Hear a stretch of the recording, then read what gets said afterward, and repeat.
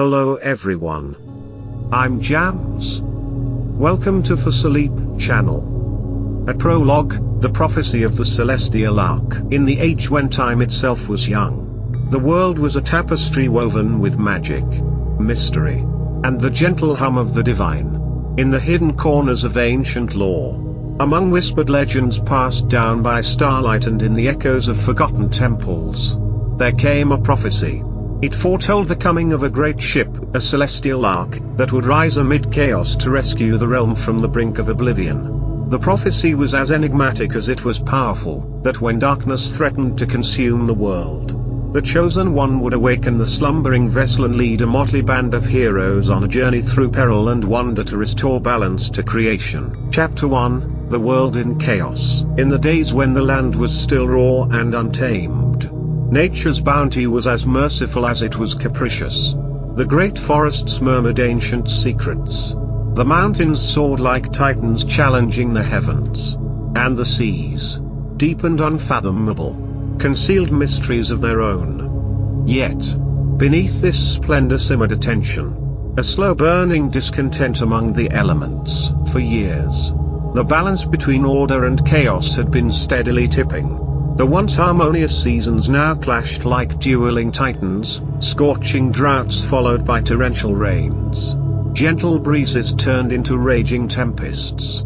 The mortal peoples, scattered across the lands, felt the strain, crops withered under an unyielding sun. And the animals abandoned their ancient migratory paths, their instinctual songs lost to fear.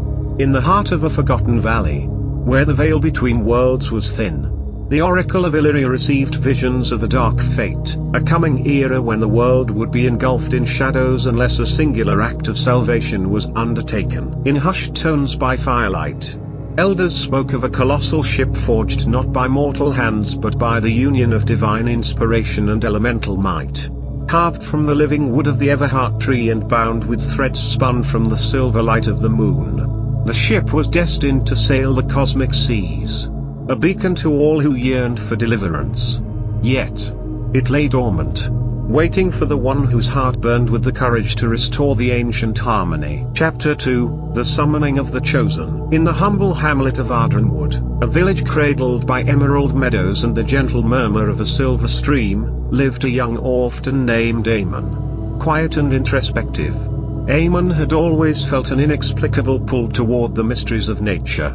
He spent his days wandering beneath ancient oaks, listening to the wind's secrets and watching the sun dance upon dew-laden fields. Unknown to him, his destiny was intertwined with the prophecy, for in his dreams, visions of a vast ship and a world reborn had haunted his slumber. One twilight, as the sky burst into a riot of indigo and crimson, Amon encountered an unusual visitor, a mysterious traveler draped in a cloak that shimmered with stardust.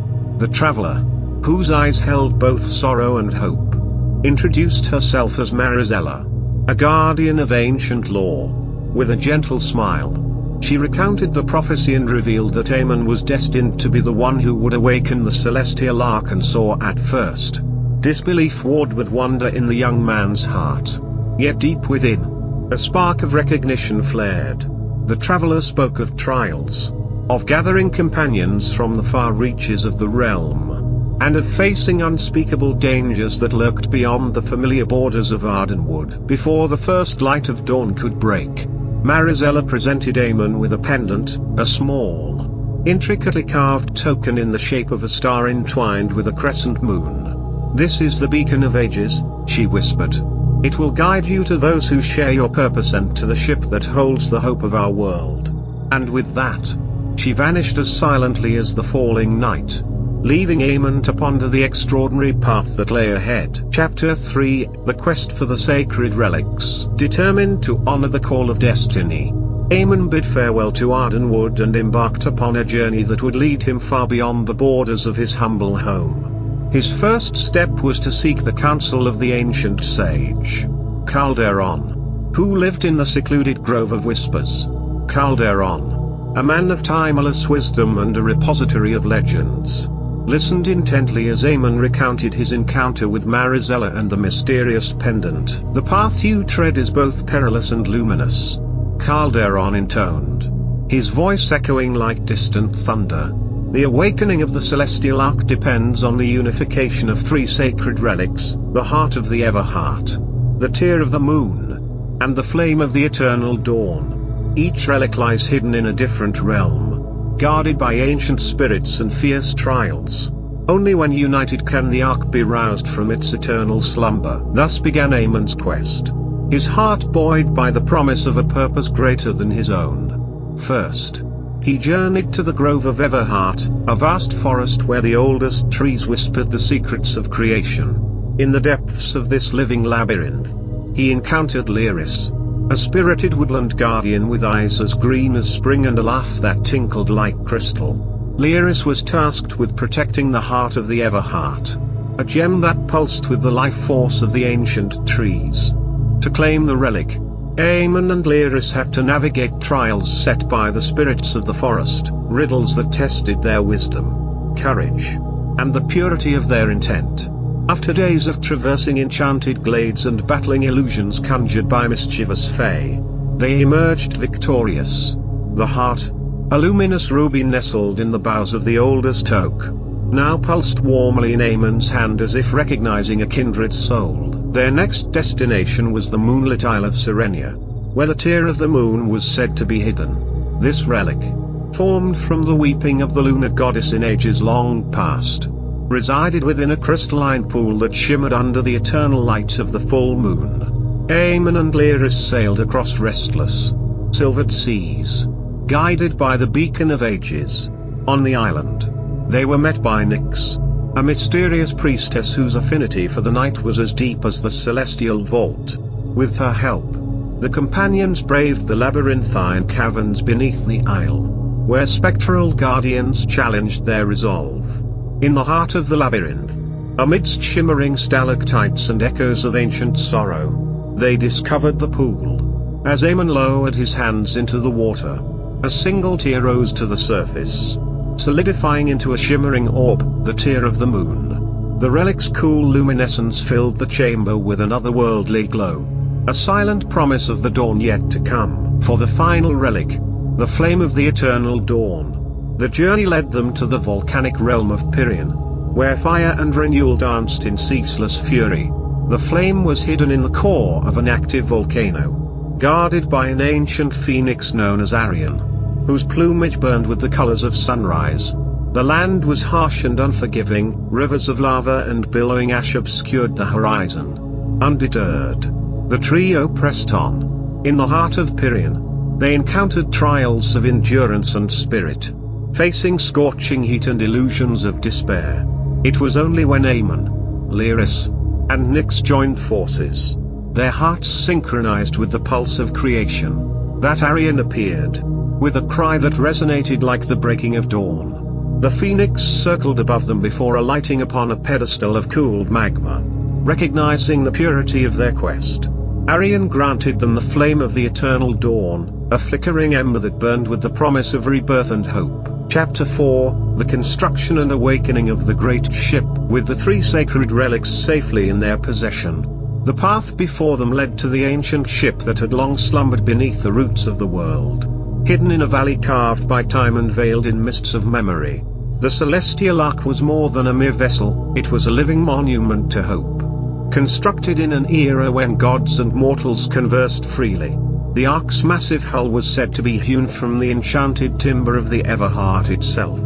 Its decks woven with silver threads and adorned with carvings of mythic creatures and celestial maps. Aemon, Lyris, and Nyx trekked for days through rugged highlands and over mist-shrouded plateaus until, finally, they arrived at the sacred site, an ancient clearing circled by towering monoliths inscribed with runes of old. In the center of the clearing lay the dormant ark and saw its surface blanketed with moss and its vast interior cloaked in an otherworldly silence. It was here that the beacon of ages, pulsating softly around Aemon's neck, resonated with a newfound intensity. Recalling Calderon's words, the companions arranged the relics upon the ship's central dais, The heart of the Everheart was placed at the base of a carved pillar. The tear of the moon set upon a crystalline basin, and the flame of the eternal dawn cradled in an ancient brazier. As the relics aligned, the ship shuddered, and a resonant hum filled the clearing, a song older than time itself. Ancient glyphs on the hull began to glow, and the air shimmered with magic. Eamon stepped forward, his hand trembling as he reached for the beacon. In that moment, the relic's energies converged into a brilliant cascade of light that enveloped the entire vessel. The celestial ark stirred, its timbers creaking as if awakening from a centuries-long slumber. A voice, deep and resonant, echoed within the hull, "Arise, children of destiny, and bear the light of hope upon the stormy seas of fate." The ship's great bow lifted skyward, and the vessel seemed to breathe, alive with a purpose renewed. Chapter 5, The Voyage into the Abyss. The world beyond the sacred clearing was a realm transformed by imbalance. The very fabric of nature trembled under the weight of impending doom, and dark forces stirred in the hidden corners of the earth. With the celestial ark awakened, Eamon and his companions now had the means to confront the encroaching darkness. Yet, the path ahead was fraught with danger and uncertainty. As the ark sailed from its ancient berth, it glided over turbulent seas that mirrored the chaos of the world.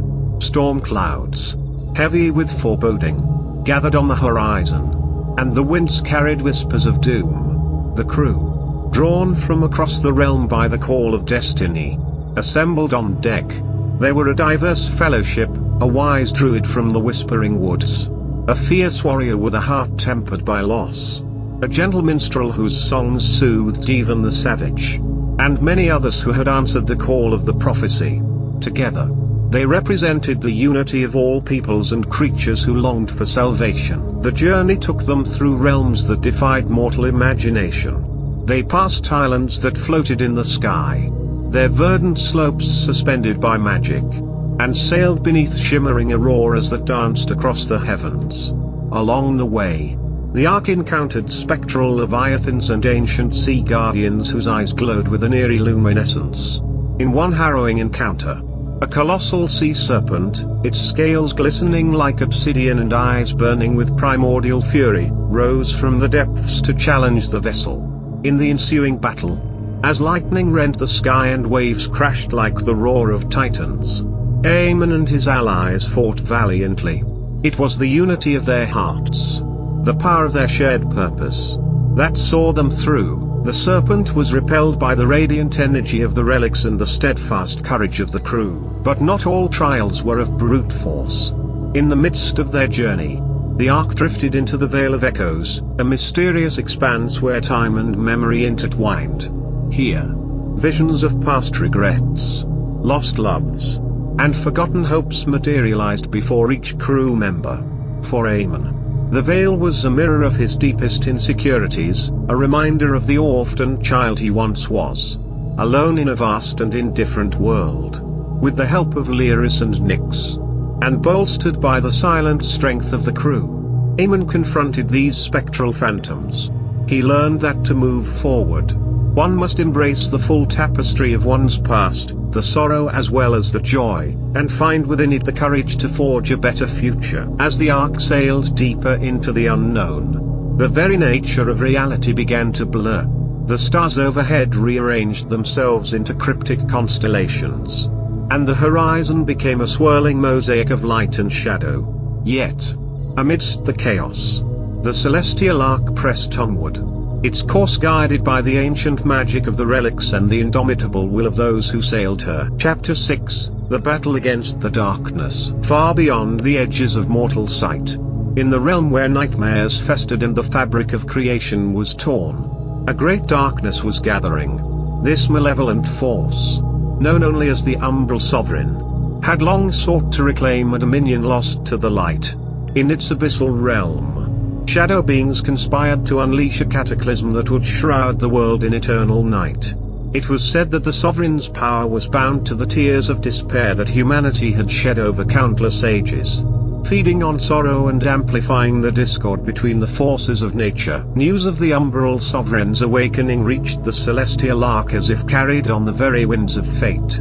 The heavens themselves darkened, and a palpable chill seeped into every living thing. Aemon and his companions steeled themselves for the final confrontation, knowing that the salvation of the world rested upon the outcome of the impending battle. The Ark sailed into the heart of the storm, a swirling vortex of inky black clouds and spectral lightning that illuminated the battlefield in ghastly flashes. The crew prepared for the onslaught, warriors armed with enchanted blades, mages weaving spells of old, and even the timid souls who found strength in the unity of their shared resolve. At the helm, Aemon held the beacon of ages close to his heart, feeling its steady pulse as a counterpoint to the encroaching doom. From the depths of the tempest, the Umbral Sovereign emerged, a towering figure cloaked in shadow, its eyes burning like coals in a void. With a voice that rumbled like the very roar of oblivion, the Sovereign challenged the ship's purpose, decrying the fragile hope of mortal hearts.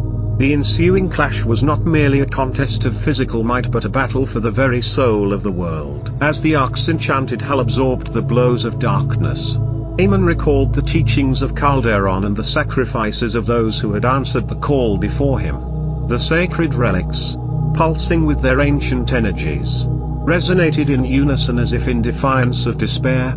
Lyris summoned the living spirit of the forest, causing roots and vines to burst from the earth and wrap around the spectral minions of the Sovereign. Nyx, with incantations echoing like lullabies of hope, wove a shield of lunar light that deflected the onslaught of darkness. In the midst of chaos, the crew discovered that their true strength lay not in the relics or even in the might of the Ark, but in their unity. With every cry of defiance and every heartbeat synchronized in purpose, they began to turn the tide. Slowly, the swirling vortex of despair began to recede.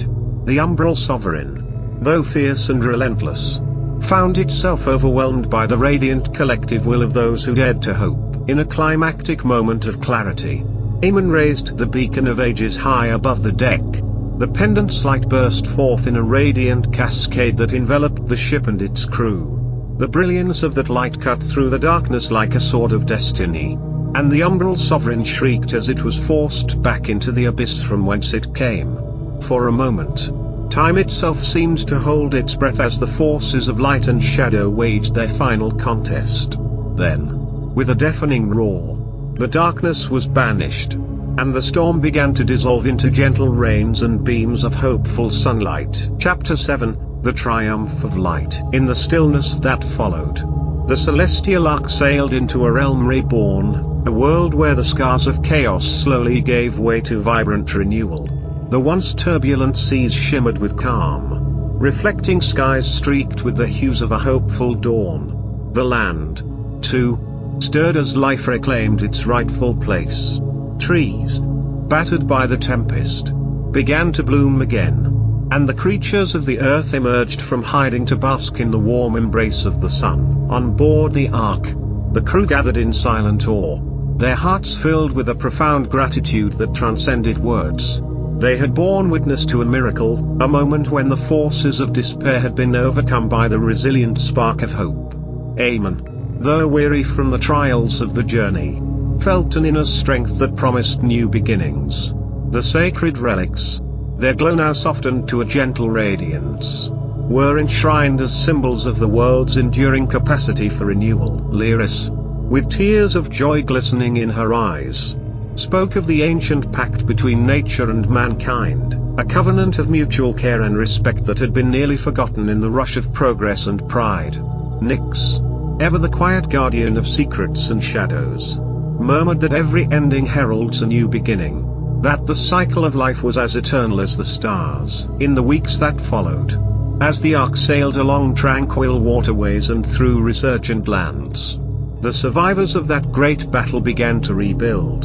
Villages and cities, once parched by conflict and despair, were replanted with seeds of hope and nurtured with newfound wisdom. The tale of the Celestial Ark spread across the lands, a legend not of fear and sorrow but of courage, unity, and the relentless triumph of light over darkness. Aemon, who had once been an orphan wandering the meadows of Ardenwood, emerged as a humble yet steadfast leader.